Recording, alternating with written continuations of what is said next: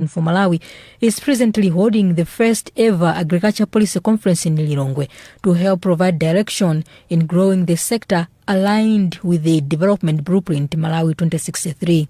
Chairperson for the institute, Professor Richard Mkandawire, believes research must be given more attention for policies to be impactful in growing the industry that drives the country's economy. There is an emergency in terms of addressing the agriculture transformation agenda, and we're saying that to address this challenge, we also need to pay attention to research, evidence-based research that will guide policies. As you may recall, that a lot of interventions in the past have tended to be introduced as a part of a political push, introducing populist policies without any evidence generated to drive transformation. And based on this conference, it's very clear that there are key national priorities that have been identified. Everybody is saying we cannot continue to remain focusing on tobacco. If we're going to be transforming the agriculture sector in this country, we need to look for alternative value chains. Vice President Dr. Saulos Chilima says increased updates on new research findings are needed for the country now more than before to maximize on investments in improving agriculture production. He said it is a pity for Malawi to be grappling with low agriculture productivity year in, year out, yet it is endowed with resources and favorable conditions. The MW 2063, pillar number 1 is about agriculture, and in 2 parts, productivity and commercialization.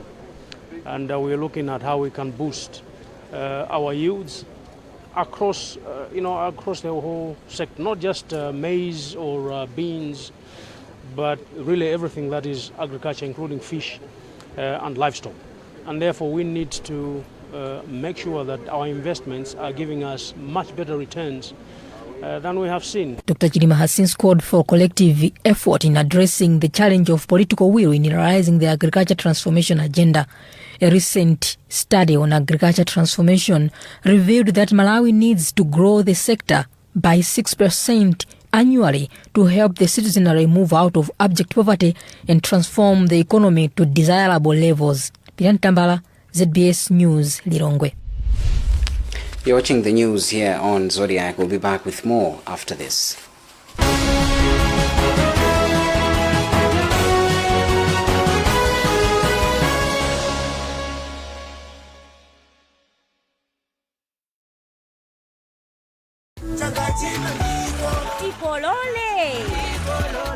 Kungonjezera mayunitsi ATNM kuyambira 200 kwacha kapena kuposera pamenepo mutha kukhala mmodzi mwa mamilioneya mu TNM Tikolole promotion.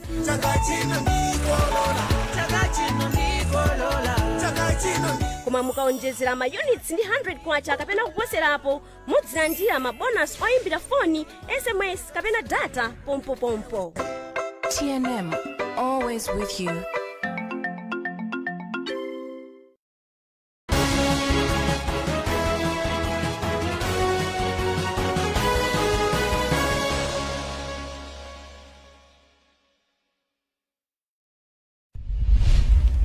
Welcome back. Here are the top stories again.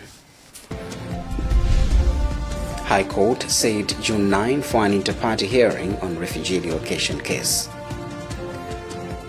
Parliamentary committee quizzes ADMAC on delays to start maize purchase. MEC pushing ahead with preparations for June 29 Karabe Central by-elections despite a fresh court challenge. In sports, local clubs face June 30 deadline to decide on next season's CAF participation. The Malawi Electoral Commission MEC says it will proceed with preparations for by-elections slated for June 29, 2021 in Karabe Central as planned. MEC spokesperson Sangwani Mafrirwa told Zodiac Tuesday that the electoral body will communicate should there be changes.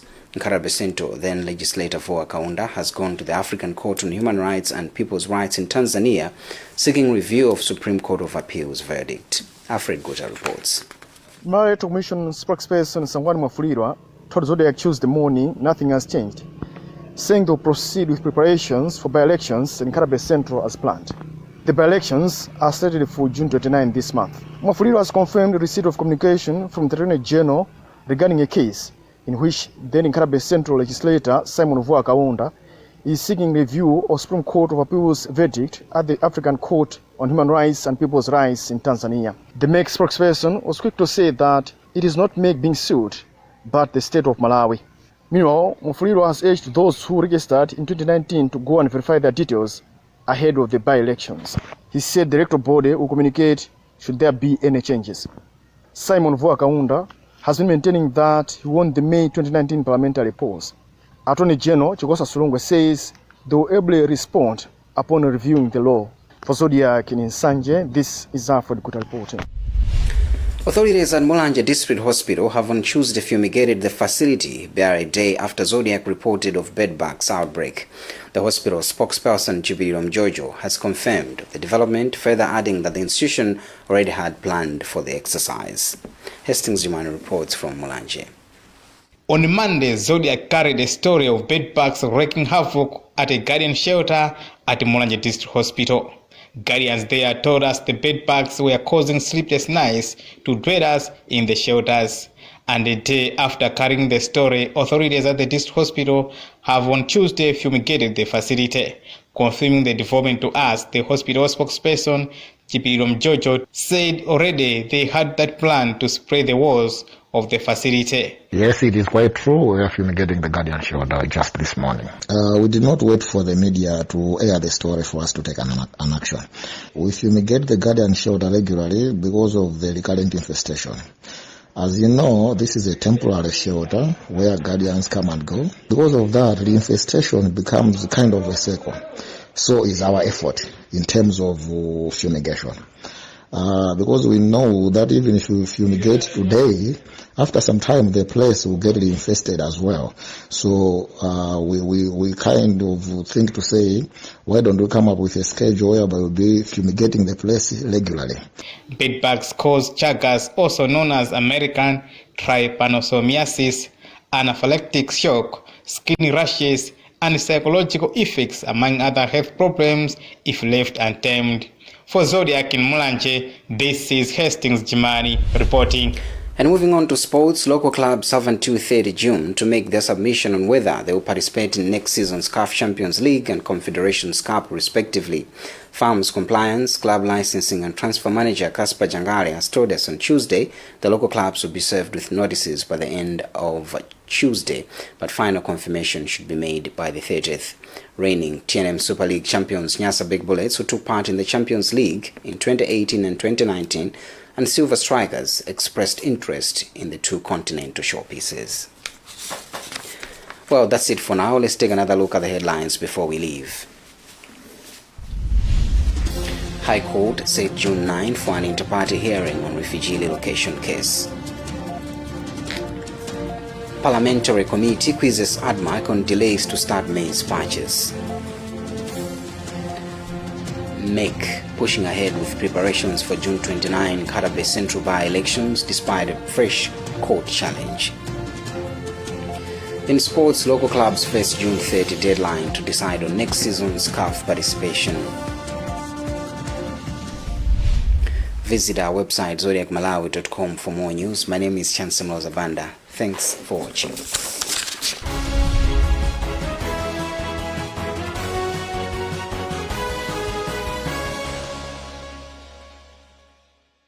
Showmax. You've heard the name, but what exactly is Showmax? Well, it's an online streaming service that's packed with the very best in international and local